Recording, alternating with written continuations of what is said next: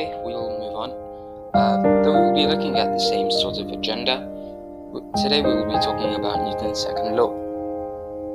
So an introduction from last time, Newton's first law states that an object at rest remains at rest, or if in motion, remains in motion at a constant velocity unless acted on by an external force. So inertia is the tendency for an object to remain stationary. Inertia is directly proportional to mass, which can be seen in this equation. So Newton's second law states that acceleration is directly proportional to force, and the force applied onto a physical mass entirely depends on the mass of the object, its acceleration. So this is represented in the equation force equals mass times acceleration. Force measured in newtons, mass measured in kilograms, and acceleration measured in meters per second squared. So if mass is regarded as a constant, we can draw the conclusion that force is directly proportional to acceleration. So both acceleration and force are vector quantities, and that means they have a magnitude and a direction.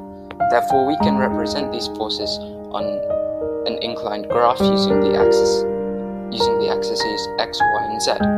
Newton's second law also heavily correlates to momentum, which is seen in the equation F equals dt over dp, F being the momentum of the object, and dp over dt being the rate of change of the momentum. So an example of this can be seen in terminal velocity, as an object initially accelerates at the fastest speed, but as the resisting and driving force settle in, the speed remains constant until you hit the ground. So Newton's law of motion, or second law of motion in this case, is witnessed firsthand through real-life appliances. So for example, a heavy ball would require more force to accelerate than a lighter one, and this is because the mass is greater, so the inertia of the object is also greater, the tendency to stay still.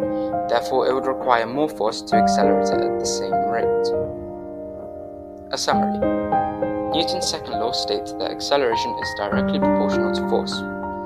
Force is directly proportional to acceleration, seen in the equation F equals ma, and Newton's second law heavily relates to momentum, F equals dt over dp. An example of this is seen through a rocket taking off, as the mass of the fuel decreases as it launches, and the rocket consumes it, which makes it easier to move or accelerate.